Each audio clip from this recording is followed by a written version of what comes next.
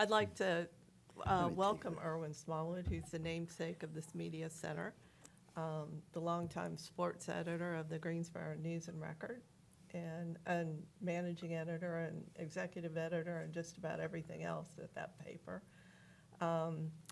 He's covered, I mean, he's been involved in sports since how many years? Well, when I did the piece for the paper, used a piece I did on Byron Nelson 2 or 3 years ago during one of the pandemic years, and I looked it up, and that was my byline. My first byline was in that story were 77 years apart. So Wow. I had a byline in the paper 77 years apart. So That's amazing. of course, I was in the 8th grade when I got the first one. So do you remember the first time you went to the, then it was the GGO? I have a faint reason. I was just out of school, and I was not the golf writer, and it was, I think it was Lloyd Mangrum, I think, winning at Star Mountain. It's just very vague in my mind. If I have a book in front of me, and Right. I could a cheat sheet, I could tell you. But I think that was it. I didn't really start writing golf until about 1950. I took over as the main golf writer in '55. So it would be that.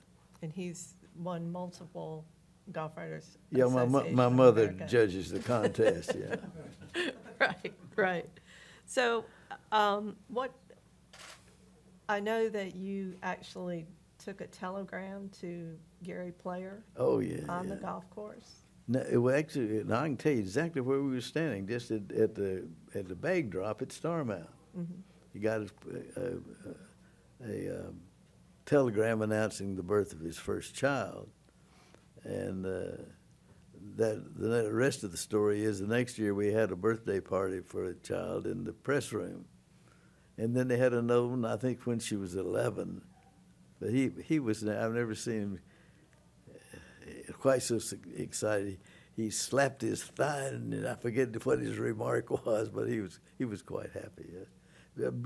Gary he came to Greensboro.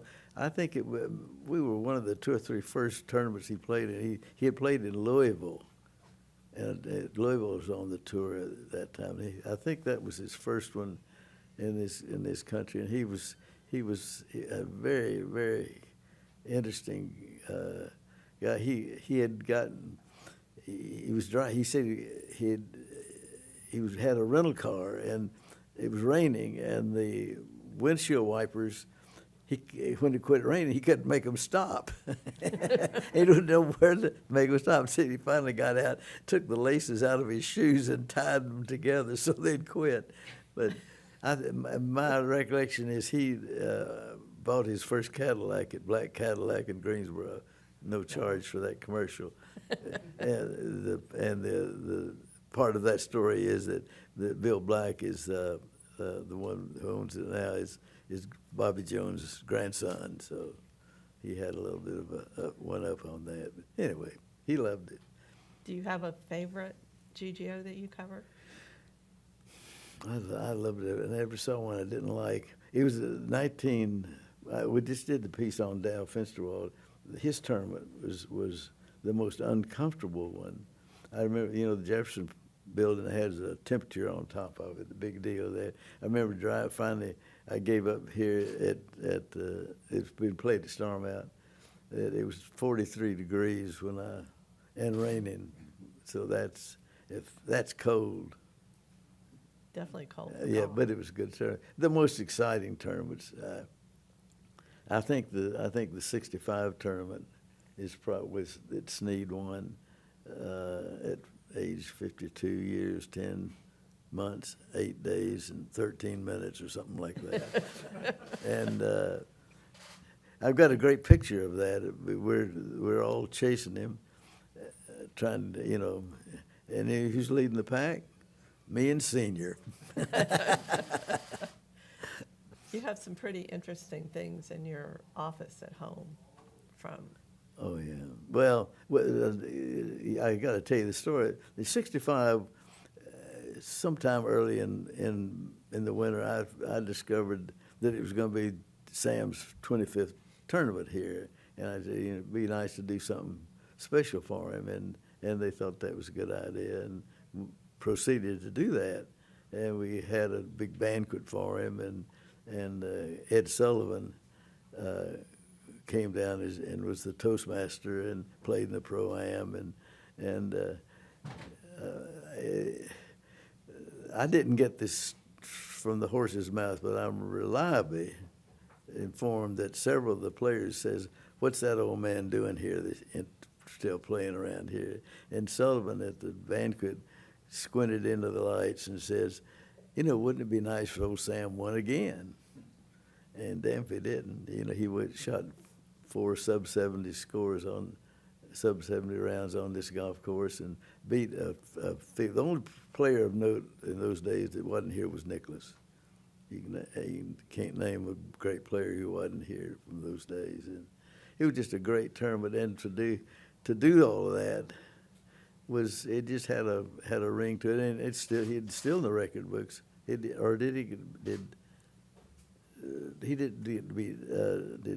Davis older? No, I think he still holds it, but it's close. It's close, yeah. What was he like? What was Snead like? Snead was a much misunderstood man, I think. He was gruff. He was gruff and raunchy. His son, when in the later years when he'd come to the tournament, to prevent his cup, and so his son said, "Do not put a microphone in front of him, please."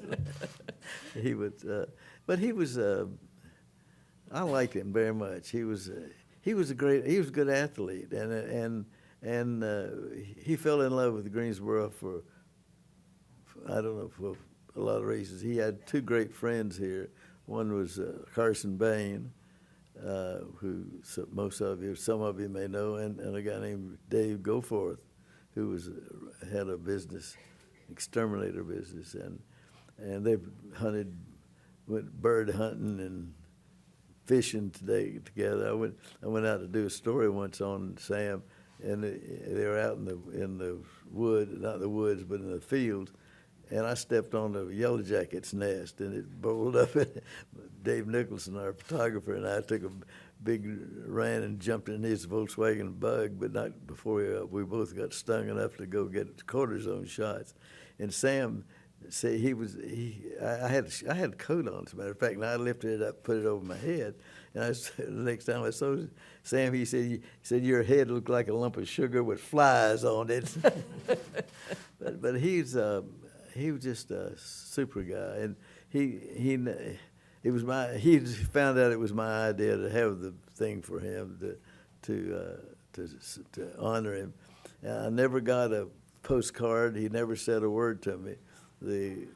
But one day the switchboard operator said, "Got some packages down here for you," and I had a set of Wilson Staff Woods and Irons 1965 vintage, and all it was it had Greenbrier label and it typed of it says Snead. That's all I ever heard from him. The guy Wilson said he was really touched by the tournament.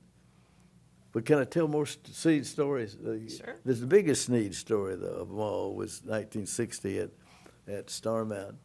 And if any of your memory is good enough, you know that golf courses in this part of the world in 1960 and the last week in March or the first week in April were not in terribly good shape. And, the old saying was that Sam buried his money in tomato cans in his backyard to keep the IRS from finding it. And so you need to know that. But anyway, at the presentation, Sam, in a jocular way, said maybe somebody would get Mr. Benjamin to dig up some of his tomato cans and spend some money on the golf course before next year. Well, Mr. Benjamin was I'd say tyrant is a polite word for him. He happened to be sitting about 20 feet away. Sam didn't know that, and he didn't take kindly to it, and he banned Snead from the golf course for life. And so they had to move the tournament. That's the first time. It was alternating those days between Storm Mountain and Sagefield. Of course, Storm Mountain had become landlocked anyway. They couldn't continue to have it there if they wanted to.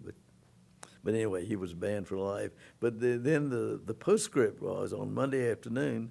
I was in the office and my phone rang, and it was Mr. Benjamin.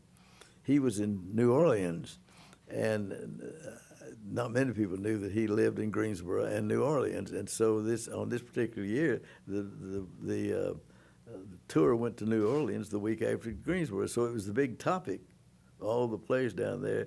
And Al Besselink had said very loudly that Sam was right. But Mr. Benjamin was calling up and says, Al Besselink is also banned for life, and I want you to put that on the AP. Yeah. So, well, anyway. And you were here when Sifford played. Yes, I was. That was, for significance, that would be the high point in the tournament. And it was an extraordinary time. It's sort of hard to explain what it was like. There was some unkind things said out there, more than unkind, but he shut them up pretty good by leading the tournament the first round, and it became a national story right away. And we were all chasing him. He was in the clubhouse, and he had a phone call. It was from one of the Philadelphia writers, and kept prodding him. And he all he wanted to do was talk about his golf game. He wouldn't take the bait to get into any of the other stuff. When he hung up, he said, "Well, I guess I blanked that guy's story, didn't I?" But he was very appreciative. He came back on the 40th anniversary, I guess, of the thing, and we had a little honoring little dinner one night, and I was pretty impressed. All of you know who Dugan Aycock was, or does anybody here know? Dugan was the number one club pro, knew everybody in the world from Lexington. He had caddied for Dugan Aycock in Charlotte, and knew him. And our first contact with Charlie was through Dugan. Dugan wrote him a note, and he said he couldn't believe getting a note, being invited. But they thought it was time to break the color line, and what better person than a North Carolinian in his home state. And I think the most significant thing was 6 months later, in November, the Caucasian clause came out of the PGA bylaws, and I think unquestionably, it was the pressure brought to bear because they brought the term opened up here. The good members of Sagefield voted to invite him. Of course, the JCs wanted to, but they had to get their permission, and they all said fine. So I wasn't in the room. I don't know how the vote may have been 6-5. I don't know, but anyway, they said come on, and it is. Well, speaking of being in the room, you were here when the ACC. Oh, was now there you formed, go. right? Yeah, I think it's room 230 or 320. Now I'm getting confused. It's on the second floor. Sedgefield was an inn in those days.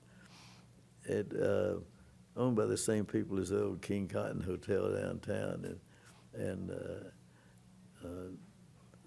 coaches have a penchant for going and having meetings where they can play golf. And the old Southern Conference met here, and was meeting here, and the weekend that the ACC ADs and faculty men decided to make the move. It was I think it's the room 2. Anyway, it's on the second floor of the Sagefield Inn. We were all we'd gone to press, and they finally came out of the room about 1:15 in the morning, followed by, you think Hollywood was blowing the smoke out the door, and said the deed was done, knowing full well we couldn't do anything with it. Papers were all down, no radio or TV people there. The next morning, they all gathered in the Southern Conference meeting, and Max Farrington, George Washington, I guess the conference president, said, all right, you fellas, since you've decided you don't want to be with us, says, we will excuse you. In other words, get out of here. And so they adjourned to the lawn chairs around the swimming pool and had what was unofficially at least the first ACC meeting. So, can I tell one Palmer story? Sure. I went to, I was visited, I had a relative in Orlando, and I went out to see him at Bay Hill one day. And a friend of mine that I was in junior high school with was his office manager at Bay Hill, and so I had 2 reasons for going. But anyway, I ran into Arnie, and he was, as I drove up, he was just getting ready to play out a bunker shot at a hole right by the door. I stopped and waved at him. He said, going up, says, Wendy's in the condo going up to see her. I'll be up in a few minutes. And I went and knocked on the door, and she said, I'm back here on the deck. Come on in. I went in, and here's Winnie Palmer in her bathing suit ironing. And she says, doesn't everybody iron on Monday? And I think that, as much as anything else, tells the kind of people they were. They were friends for a lot of people. He wanted to win this tournament very bad. He was very close to Jim Weaver, who was the first commissioner of the ACC, and he wanted to see him very much. As a matter of fact, maybe the last time he saw Weaver, Jim wanted to come. He was infirm and couldn't get here, walk around, and they let me get my car and drove on with the access road. And while he was playing, Palmer stopped his round to come over in the car and talk to Coach Jim, who had incidentally recruited him at Wake Forest. Actually, he didn't. He actually recruited Bud Worsham, and Bud Worsham said he'd come to Wake Forest if he'd give a scholarship to his buddy, and his buddy happened to be Barnell Palmer. So that, of course, Player was very loyal to this tournament. I don't know if you knew that or not. He of the great players, next to Palmer, I guess he probably was the number one. He liked Greensboro, and did a piece on him for the program a few years ago, and I was talking to him on the phone, and all he remembers was the par 3, 17th hole at Starmount, because he'd ate his lunch, and he was saying they still got that thing out there. Anyway, well, let me tell you one more. I like this. You remember Doug Ford? Anybody remember Doug Ford? You know, won the Masters in 1954. In those days, the tournament the Masters was the week before Greensboro. And of course, we always wanted to get champion. And somebody asked me, well, you can take a few weeks off. He says, no. He says, Greensboro was good to me when I was a rabbit, and says, I'm going back to play there next week. Wow. I always admired him for that. Well, you're all very kind to let me sit here and wallow around about the stories.